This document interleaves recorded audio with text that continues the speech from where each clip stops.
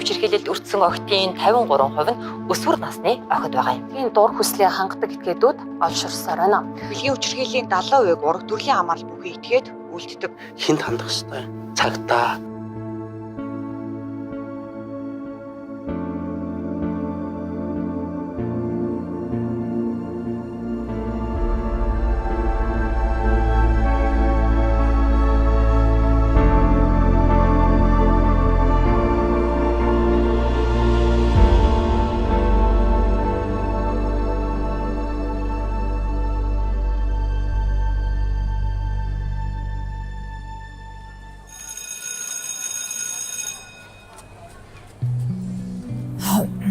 Намайг Номин гэдэг. Би бэлгийн хүчирхийллийн хохирогч. Би Саруул байна. Би 16 настайд хүчирхийллийн хохирогч болж исэн. Намайг Хулан гэдэг.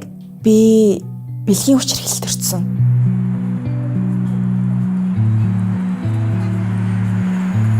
Сайн бацхан уу? Намайг Тунгаа гэдэг. Энэ явдал намайг өсвөр наснд байхад тохиолдож ирсэн. Намайг Хүчрэл гэдэг. Би бэлгийн хүчирхийллийн хохирогч. Бас тэрнийг даван туулж явах хүн байна.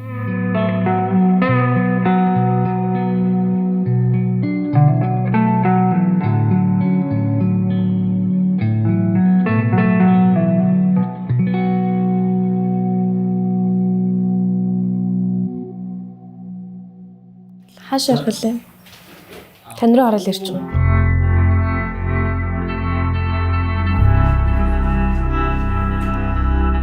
Миний амьдралд хизээч мартагдахааргүй аимшигтай хар талб үлдсэн л тээ.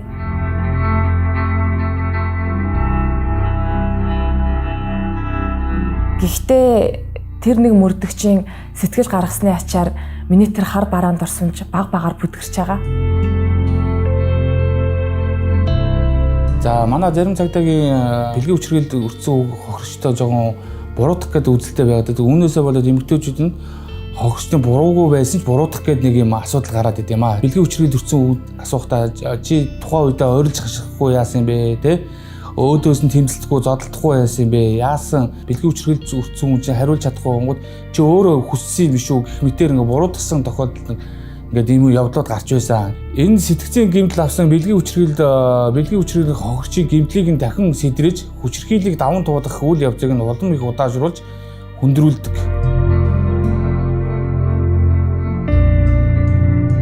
Тэр мөрдөгч надтай харьцахдаа намайг ингээд улам айлгаад ичиж зовоохгүй тулд болгоомжтой харьцаж байсан. Тэр нь надад яг ингээд би хамгаалагдсан юм шиг намайг ингээд хамгаалж чадах хүмүүс байгаа юм байна гэсэн итгэл төрүүлсэн. Тэгээд бас надаас ганц л удаа мэдүүлэг авсан. Олон дахин мэдүүлэг авч намайг зовоогоогүй.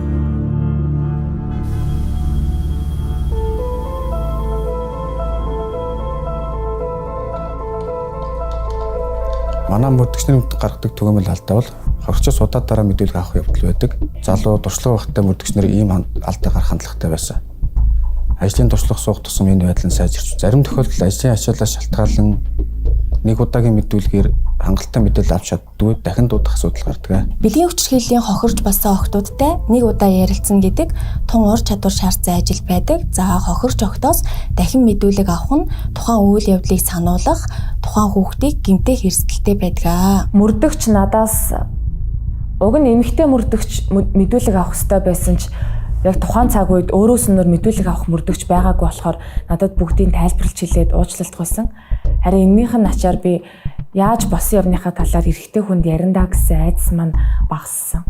Олон нийтийн тул цагдаа нар мэдүүлэг авах гэж дуудчихад үүдэнд удаан хүлээлгэдэг гэсэн ойлголт байдаг. Ийм асуудал байсан. Жил ирэх тусам цагдаагийн байгууллагаас шатараатай аргамж явж энэ байдал сайжирч байгаа. Тэр дундаа бэлгийн хүчирхийллийн хохирч хүүхдийг хүлээлгэхгүй хүүхдэд дээлтэй өрөөд мэдүүлэг авдаг болсон. Байцаалт өгнө гэхээр хаана байцаалт өгөх бол намайг байцаалт өгөхөд өөр хүмүүс хажууд байх болов гэсэн жоох айдас байсан. Үнэндээ бол байцаалт өгмөөргүй л байсан л та.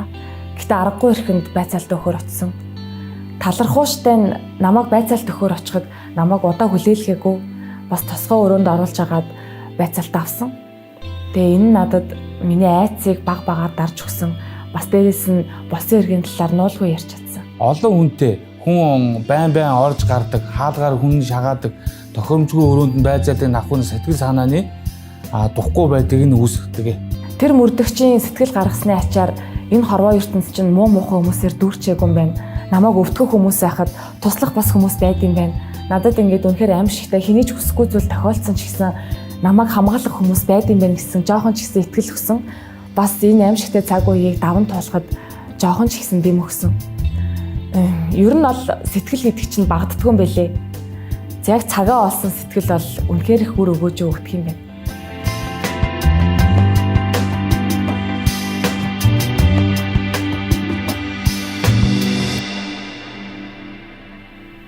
Би 16 настайд хүчирхийллээ хохирогчулж исэн. Одоо би 26 настай. Болсон явдлаас хойш нэгсэг маш их ганцаарддаг. Яг л нэг өөрийгөө алдсан юм шиг санагддаг байсан. Ер нь хард дарж зүудлээгүй шүн гэж ховор. Дандаа муу муухай юм зүүдэндээ орилж хүртэл сэрдэг. Хэд хэдэн удаа амиа орлого хүртэл хийж исэн. Одоо энэ миний гав дээр байгаа энэ шивээс амиа орлого нуух арга юм да. Харин одоо бол би амьд байгаадаа баярлдаг. Яагаад гэвэл би хайртай хүмүүсээ зовлонд унгаагаагүй байхгүй юу? Намайг 10 жилийн өмнө энэ үхлээс аварч исэн нэг хүн байдгийг. Бэлгийн хүч хэргэлд өртсөн хүүхэд тэр дундаа бага насндаа хамаатан садныхаа бэлгийн хүч хэргэлд удаан хугацаанд өртөж байсан хүүхэд хүч хэргэлийг даван туулж энгийн амьдралдаа орно гэдэг нь маш хэцүү зүйл шиг санагддаг. Намайг үхлээс аварч исэн хүн бол манай хорооны нийгмийн ажилтан байдаг. Хорооны нийгмийн ажилтнуудын хувьд бэлгийн хүч хэргэлийн хохирогч хүүхэдтэй ажиллах нь хамгийн хэцүү, ур чадвар, цаг хугацаа шаардсан ажил байдаг. Гэр бүл, сургууль гээд нийгмийн бүхэл орчинд хохирогч хүүхдийг хамгаалах, тэдэнд шаардлагатай тусламж үйлчилгээд цаг тухайд нь чанартай хүргэхэд хамаг зүрх сэтгэлдээ зориулсан ажиллах хэрэгтэй болтгоо. За хорооны нийгмийн ажлын байранд бол хүн тогтдгоо. Байсгээд л ажлаас гарчдаг. Тэгээд шинэ хүн авах болдог. За ажлын нөхцөл байдал ачаалал цалин мөнгнөөс болдог баг. Мэргэжлийн нийгмийн ажилтан тэр дундаа туршлагатай, ур чадвар сайтай хүн олно гэдэг бол маш хэцүү байдаг. За тийм болохоор мэргэжлийн биш хүн ажилуулахаас өөр боломжгүй болдог. За үүнтэй холбоотойгоор ур чадвар туршлага багтай болмоос нийгмийн ажилт маань буруу зүрэ ажиллах, алдаа дутгал гаргах асуудал байхыг үүсэхгүй. Гэхдээ энэ эмзэг асуудалд аль болох шуурхай арга хэмжээ авч ажиллахыг хичээдэг. Хорооны нийгмийн ажилтан солигдсноос болоод кейс шийдэгдэх хугацаа удаашрах, зарим нэг бичиг заасны асуудлуудыг дахин хийх хэрэг гардаг. Нийгмийн ажлын үйлчилгээ үзүүлэх хөнгөө байх нь бусад үйлчилгээнд холбон зуршлах гэх мэт хэрэгтэй үед тулгымцсан асуудлууд шийдэгдэхгүй байх эрсдэлтэй. Гэр бүл гудамж талбайнаас гадна сургуулийн орчинд бэлгийн харилцаанд орох санал ирдэг тухай октоос сонсч ийсэн. Үүнээс болоод хохирогч охид маань явж байсан сургуулаа, амьдарч байсан хороо дүүргээ салих, бүр тэр бүхэл хөдөө орон нутг руу нүүх, тэрдээсээ хотод ирж суурших нь илбэг. Ер нь бэлгийн хүч хэргэлийн хохирогчдын дийлэнх нь байршлаа сольдог.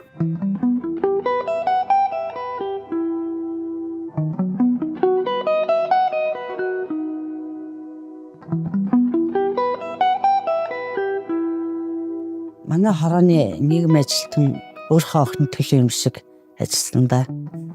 Тэгээ тэр хүн манай нөхөртэй уулзаж охины сэтгэл санаа ямар байгааг, охинтойгоо яаж харьцах, охины ямар үйлдэлийг юу гэж ойлгох, охиныхоо төлөө хинтээ уулзаж хэрхэн ойлголцох, ярилцах энэ бүх асуудлуудыг тайлбарлан ойлгож өгсөн. Охиноо даван туулагч болох гэсэн чармаалд ямар үр дүнтэй байсан бэ гэж магтсан. Хорооны нийгмийн ажилтан байгааг бол хий хоосон санаа зовх байсан юм билээ. Тийм зүйл тохиолдоход юу хийх, яах тухай ямар ч ойлголтгүйгээр мохордолд ордог юм билээ. Охиныхоо төлөө юу хичээж чадахгүй байх гэдэг хамгийн хэцүү зүйл юм билээ.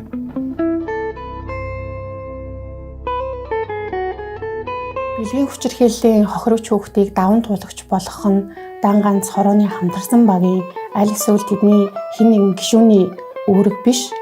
Үүнд хүүхдийн сурч амьдарч буй орчин нөхцөлийг өөрчлөх хэрэгтэй. Тиймээс хохирогч хүүхдэд эцэг эхийн үүрэг оролцоо хамгийн чухал байдаг.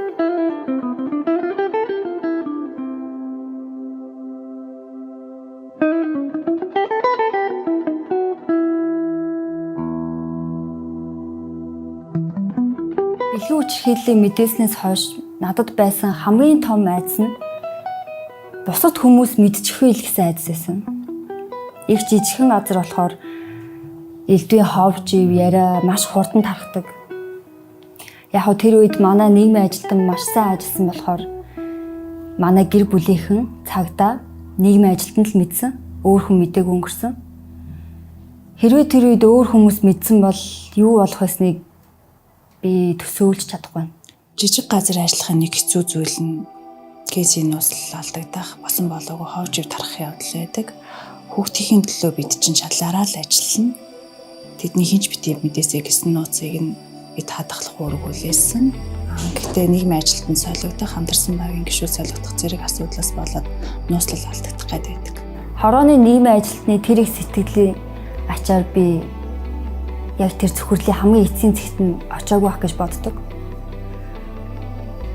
Яг хөө хэцүү байсан гэвэл байсан. Одоо ч хаяа хэцүү байдаг. Гэхдээ би сайхан хүмүүсийн сэтгэлийн дэмээр даван туулаад явж байгаа.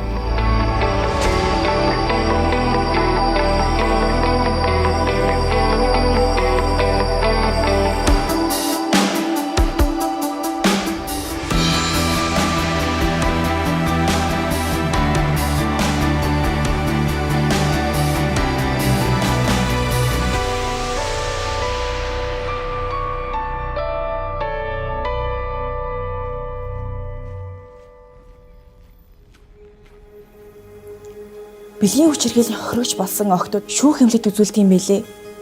Тэр шүүх эмнэлэг гэдэг үг нь л намайг айлгаж исэн. Би эмнэлэгт ороод эмнэлгийн багаж хэрэгсэл, орд ир тавилга гэд тэр бүх зүйлсийг нь хараад миний дотор тавчдаад хоолоо бачуураад би бараг л ухаан алдах төгсөн.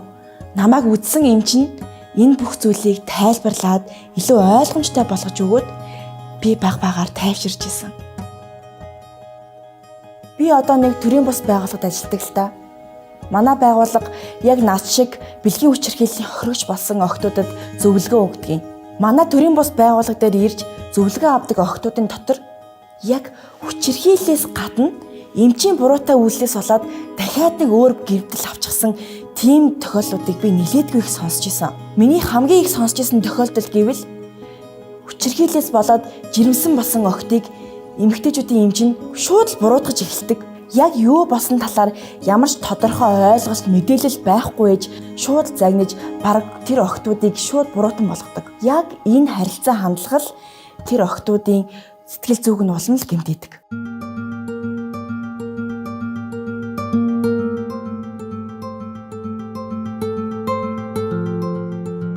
Намайг хүчирхийлсэн хүн манай хамаатны ах байсан л та. Тэгээд энэ бүх үйл явдлыг хиндэж мэддэгдэлгүйгээр бүр олон сар жил өнгөрсөн. Гэхдээ намайг тэр үдсэн шүүх эмнэлгийн эмчийн сайн дүнэлтийн үндсэн дээр л тэр хүн одоо өөрийнхөө зохих ёстой сэтгэлээ амсаал явж байгаа. Мэдээч хэрэг цагдаа нийгмийн ажилтан сайн ажилласан. Хүчирхийлэлт өртөөд тэрэндээ эхний тусламжаа авчихсан. Тэгээд энийг даван туулах гэж тэмцэж байгаа хүүхдүүдэд маань дараагийн тусламж маш хэрэгтэй байгаад байдаг. Тэрнээс болоод энэ охтуудад энэ нөгөө дарамтыг дахин учруулах тохиолдлууд бас гарч болдгоо. Хүн болгоны сэтгэл зүйтэй эмч болгон, эмнэлгийн ажилтан болгон энэ хүүхдэд тусалцаагаа эртнээс анхаарч үзүүлээсэй л гэж бодож явдаг. Магадгүй эмнэлгийн ажилтнууд эхний ээлжинд илрүүлээгүй байж болно. Илрүүлсэн ч тухайн тохиолдлоо цааш нь дамжуулах хэрэг гарч байгаа нөхцөлд дахин энийг амсдаг учраас би эндээ дамжуулахдаа эсвэл дараагийн эмнэлэгт явахдаа сэтгэл зүйн хувьд нь маш их тусламж үзүүлээд болгоомжтой дамжуулж байгаарай л гэж хэлгээрэй. Миний хувьд бол би их азтай. Яагаад гэвэл би их сайн эмчтэй таарсан л да. Сайн эмчтэй таарах нь яагаад заавал азийн асуудалтай холбоотой байх гэж. Яг тийм тогтолцоо, менежмент, зохион байгуулалт хэрэгтэй.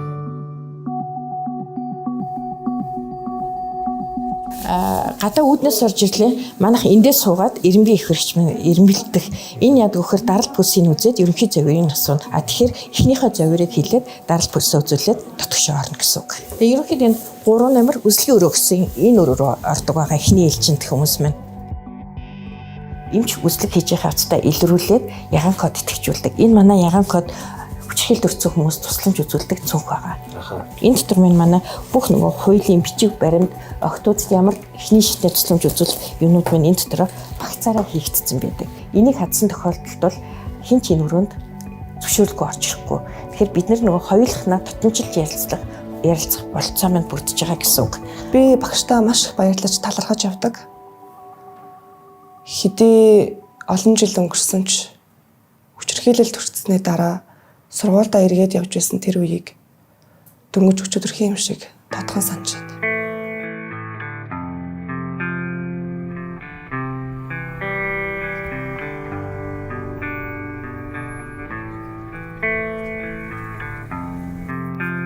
Багш маань байгаагүй бол би эргээд сургуультай яваагүй, магадгүй энд ингээд яриад сууж явахгүйсэн баха. Бэлгийн хүчирхийлэлд өртсөн хүүхэд хөвчлэн сургуулиасаа чөлөө авах нь хэлбэг байдаг. Тэгээд анх яг ангидаа ирж байгаа үе нь хамгийн хэцүү үе байдаг. Яагаад юм олон хичээлд хэрэггүй талаар их сонирхож асуудаг. Мэдээж тэр хүүхэдтэй өөрт нь юу болсон талаар хүмүүст мэдгэдгийг хүсэхгүй. Хэрвээ сургуулийнх нь мэдсэн тохиолдолд тэр сургуультай үргэлжлүүлэн сурах боломжгүй болоод шилжих хэрэг гардаг. Болсон явдлын дараа хамгийн их санаж өгүүлж байсан зүйл бол миний сургууль, миний найзууд байсан. Гэсэн хэдий ч сургуультай энэ олон хоног яагаад ирээгүй гэдгийг тайлбарлаж чадахгүйгээсээ болоод дахиад сургуультай явж чадахгүй байснаа яг одоо санаж байна. Айцсасаа болоод хичээлдээ явуулахуу нэлээдгүй цаг хугацааг өнгөрүүлсэн. Харин манай багш миний нууцыг хадгалах, намайг эвгүй байдалд оруулахгүй тулд бүхий л нөхцөл боломжийг бүрдүүлж байсан. Хичээлд явахаас өмнө ангийн багш нийгмийн ажилтан бид гурав уулзсан. Миний хамгийн их айж байсан нууц алдагдахгүй гэх болгоомжлыг минь дарж хичээлд явах урамыг өгсөн. Миний талаар хүнд ч хэлээгүй гэдг нь сургуулийн өдөр ороход л надад мэдрэгдэжсэн. Тэнд миний талаар хэн нэгэн мэдхэн битгий хэл над руу эвгүй харж ирсэн нэг ч хүн байгаагүй. Одоо ботход ангийн багш маань миний төлөө ямар их сэтгэл гаргасныг ойлгодгоо.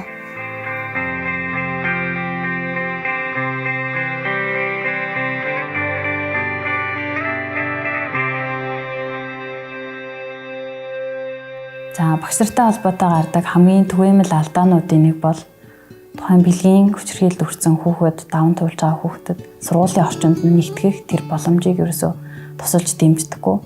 Дээрэс нь нууцыг нь хадгалж чаддаггүй байх хэвтал. Үүнээс болоод тухайн суралцагч маань амьдарч байгаа орчноо, сурж байгаа сургуулаа хүртэл юм солих хэмжээний асуудлууд үүсдэг. Тэгээд энэ сум болон аймгийн хэмжээний жижиг газруудад бол бүрч хэцүү нөхцөл байдлыг үүсгэдэг. За тэгээд үүнээс шалтгаалаад хамгийн эцсийн үр дүндээ сургуулаас завсардах хүртэл ийм нөхцөл байдал тулгардаг.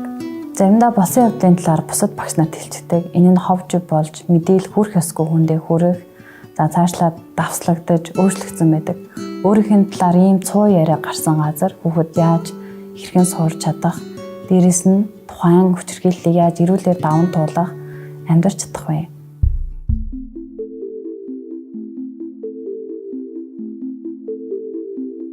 Бэлгийн хүчирхийллийн хохирогч даван туулагчид туслах хамгийн гол чухал үүрэгтэй мэрэгчлэнүүдийн нэг бол сэтгэл зүйч.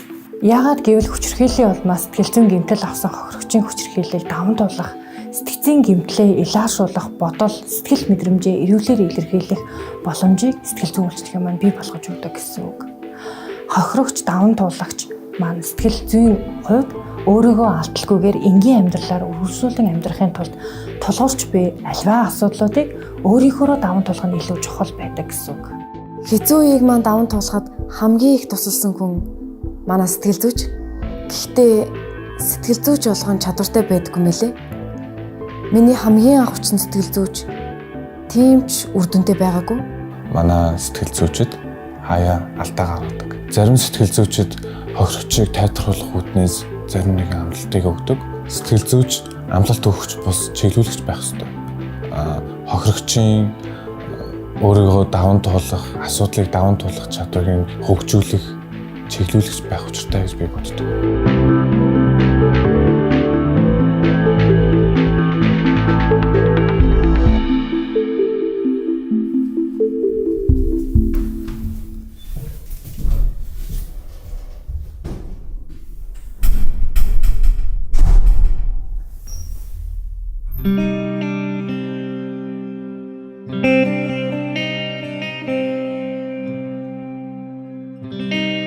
Харин дараа нь уулзсан сэтгэл зүйч маань намайг бүх сэтгэл хөдлөл мэдрэмжээ ил гаргахыг зөвлөсөн. Тэгээд би тэр өдрөө өөрийн мэдлэгөө маш их уйлсан, орилсон, хашгирсан, нэлийн унал босолттой өдрүүд өнгөрсөн. Гэхдээ сэтгэл зүйчтэй босноос хойш хонглын үзүүрт гэрэл харагдах шиг сайхан мэдрэмж надад төрж эхэлсэн. Анх бол болсон зүйлийг хизээж болоогүй юм шиг ор тос мартмаар санагддаг байсан ч мартна гэдэг зүйл байхгүй. Харин оронд нь надад төрж байгаа сөрөг сэтгэл хөдлөл мэдрэмжүүдээ мартахад амуухан дурсамж болж үлдэхгүй байхад надад тусалсан. Та өөрөө даван туулагч болж чадсан гэж дүгнэж байна уу? Тийм ээ. Би даван туулагч юм байна.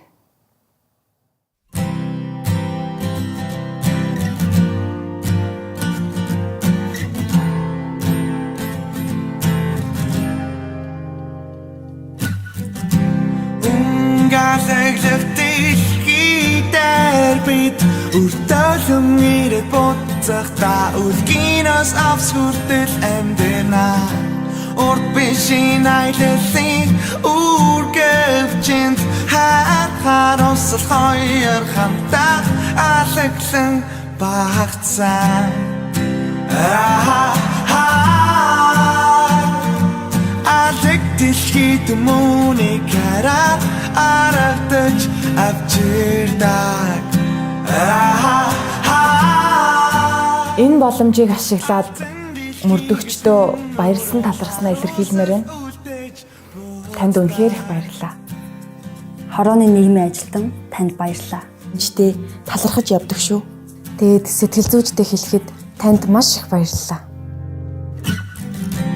Энэ дэлхийд харилцаа алдгад харин би халуцж байна хайр ба гэр бүл арга билэг мичи би таяр адилхан нэг дөрөгт багцсан талент тусах бурхны дүр ha